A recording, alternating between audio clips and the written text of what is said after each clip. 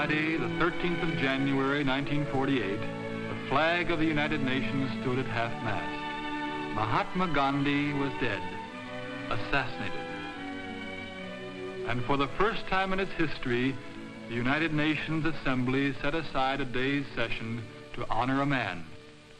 Not the head of a state, a general, a king, but a lone man who, without army, riches, or political alliance, had been called the most powerful man of the 20th century.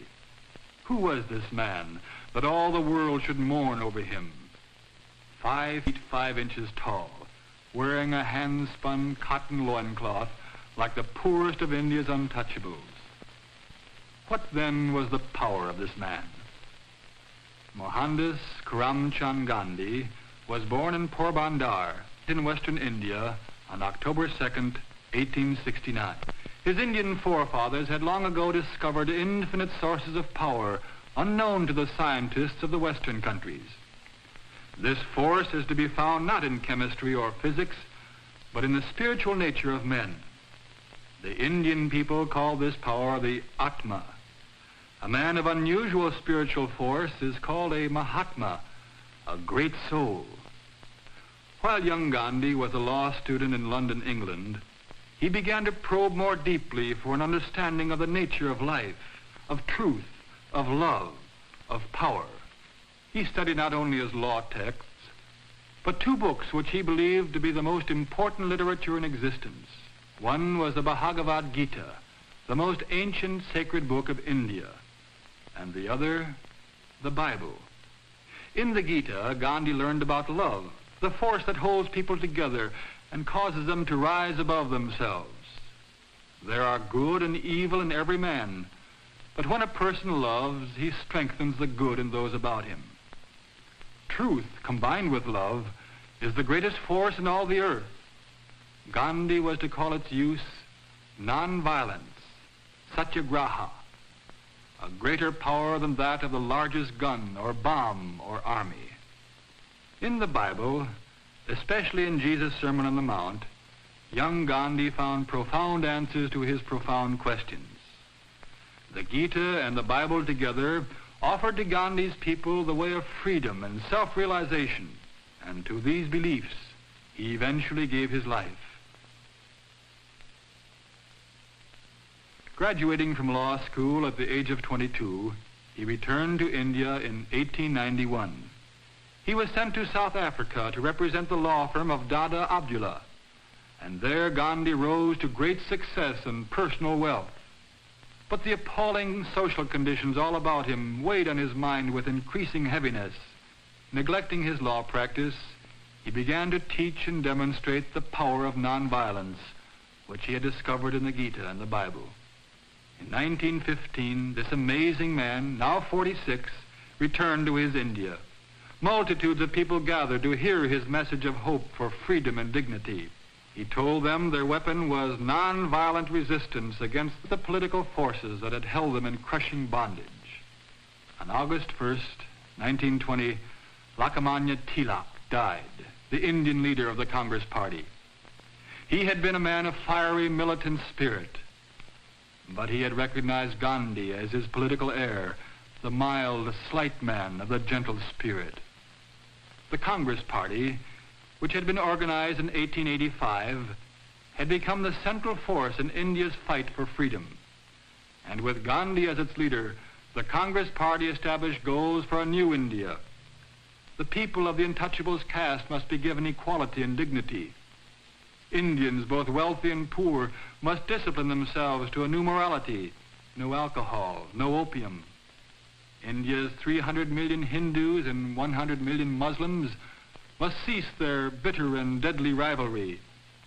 There must be equality for women, and the people must establish a productive economy.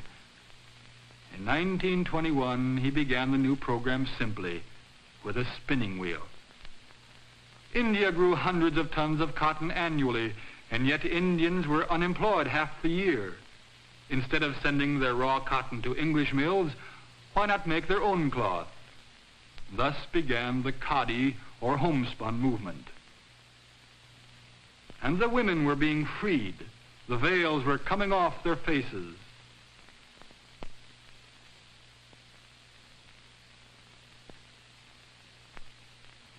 At the Madras Congress, there were clear signs of India's new self-discipline and self-confidence. Gandhi came, his hands pressed together in the Hindu greeting which means, "My love and reverence to the God in you." When the 1928 Calcutta Congress convened, India was boycotting British goods and refusing to take jobs with the English government, but under no provocation did an Indian harm an Englishman. In 1930, Gandhi told the people about a letter of protest he had written to the British Viceroy, Lord Irwin. In the letter, he had voiced the Indians' bitter complaint about the type of British rule which reduced them to political serfdom. Great Britain has even taken from the Indian the right to make his own salt from his own sea, and yet Britain levies a tax on that salt when the Indian then has to buy it. Let there be a conference to discuss these many wrongs, he pleaded. Otherwise, he must try to point out to the British the evil that they did. He and some of his friends would do this by a non-violent march to the sea at Dende, where Gandhi himself would break the salt laws. The Viceroy answered through a secretary. No conference. On March 12th of 1930, at 6:30 a.m., a slight man, 61 years old, clothed in a homespun loincloth, moved against the British Empire. With 79 disciples, he started a 200-mile walk to the sea. Others began to join him. The Viceroy and other statesmen watched with curiosity. Still greater crowds joined him. From all over India they came. Journalists from other countries were flown in to report on this march, this protest, this feeble and farcical protest, this far-reaching and fearsome protest. Each day he stopped for an hour to spin. He spoke to the crowd saying, "If any violence is shown against the British, then no matter what ends are gained, the march will have failed." On April 5th, they reached the sea. Then Gandhi marched into the sea, and from it he took a pan of water to be refined into salt.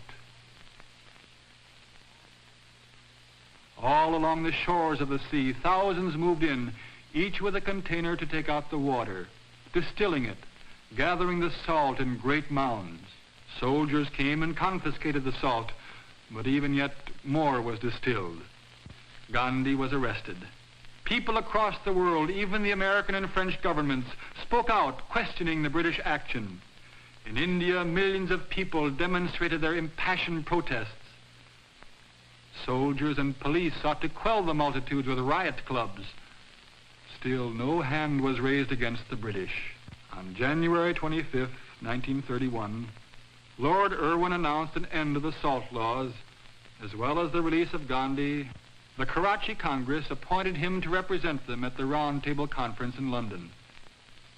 He sailed from Bombay on August 29th, an infectiously happy man. In England, he attended the Round Table Conference of 112 delegates, most of them appointed by the Viceroy. As the meeting progressed, Gandhi realized that only division was being cultivated. Instead of a united India, plans were being discussed for a separation between Muslim and Hindu and Sikh and untouchable and Parsi and Indian Christians. Meanwhile, in India, during Gandhi's absence, the new Viceroy had made arrests without warrant, had suspended court trials, had outlawed political organizations and meetings, had seized property, had jailed 100,000. Gandhi returned to India. His wife and young Jawaharlal Nehru and the numberless followers of Gandhi now called him Bapu, the father. Bapu began his work immediately. His first consideration was for that part of the great Indian family called the Untouchables. For thousands of years they had been ostracized, but Gandhi ignored this strange mandate of the culture, and he gave them a new name, Harijan, children of God.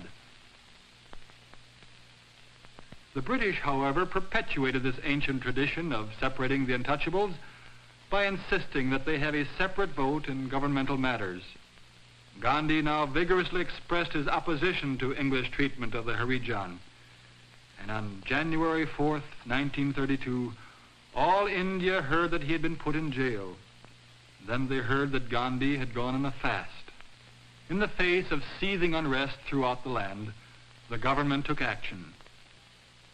The 3,000 years of the untouchable segregation was brought to an end. But Gandhi recognized that official legislation would not be enough. Released from prison in September, he set out to change the heart of tradition-binded India in its attitude toward the Harijan. The Congress Party's program to shape a new India was slowly proceeding. The people were spinning their own cotton. Many of the oppressive British laws had been changed. The women had been given equality. The untouchables had been freed. And the country and the people had a dignity they had never known. Gandhi was dissatisfied. He was still looking for the answer to the great enigmas that were embedded in the life of his countrymen. So on October 24th, 1934, he announced his resignation from Congress. The essential life of India, he believed, lay in its 700,000 villages. With his wife, Kasturbai, he moved to Severgrad and began life as a simple villager. The world refused to accept his resignation. Congress leaders came to confer with this simple villager. Famous people of many nations and continents came to sit and talk in his one-room adobe hut. The floor was of swept earth, one rug, a spinning wheel, a soapbox for a desk. For a period of 4 years, Gandhi labored to develop communal life in the villages.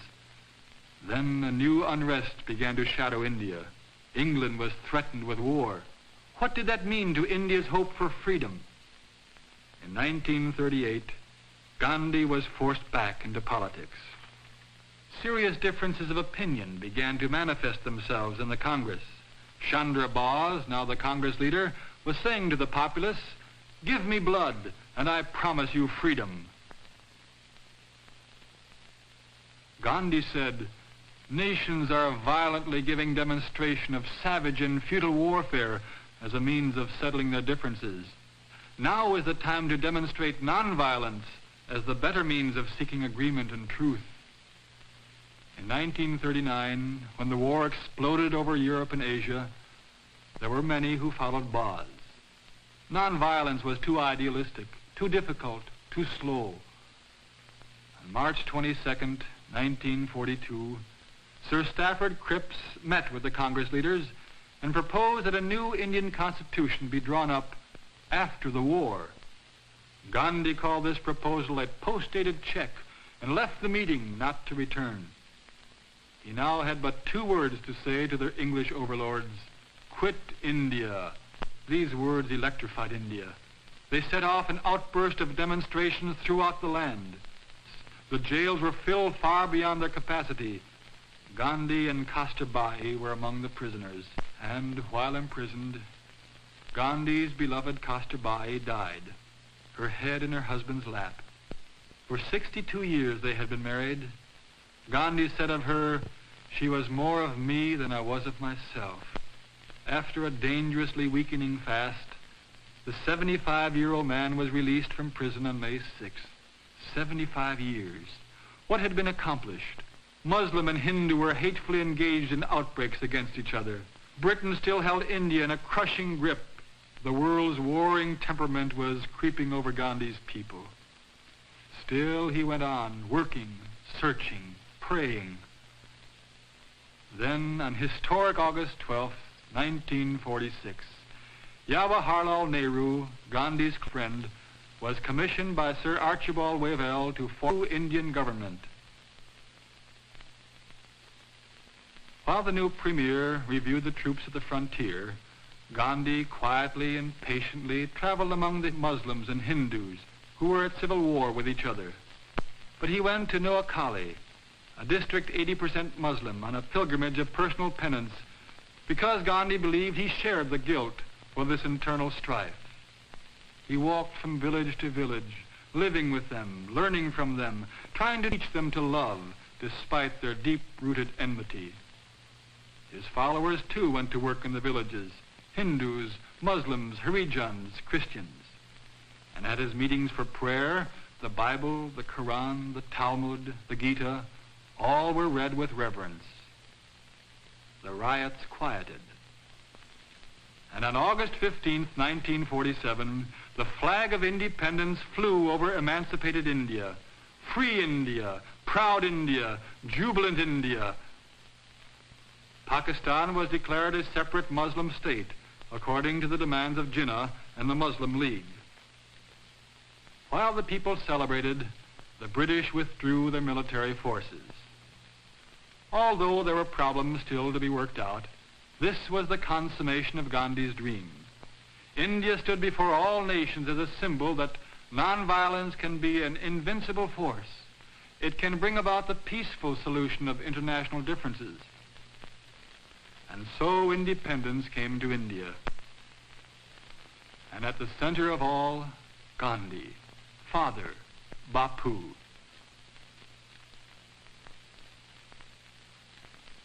But Bapu was not at the festivities. He had spent the day fasting and praying. There was still much work to do. He was growing old. His days were drawing close. On January 30th, 1948, at 5:30, Gandhi went from Birla House to his prayer meeting. A man who feared Gandhi's teaching and power stepped forward and bowed to him. The man fired a gun. And so Mahatma Gandhi, a great soul, finished with his life. At dawn they dressed him in the loincloth which he had spun, and which throughout the world had become a respected symbol. There were garlands of flowers. The flag of India was draped over him. After the procession, the body was burned. And the ashes were sent to 6 continents and to all parts of India. But the spirit of the man had long preceded the particles of ash. His spirit was alive in the land, releasing truth, drawing people into relationships of understanding and trust, achieving dignified human stature, demonstrating the invincible power of love.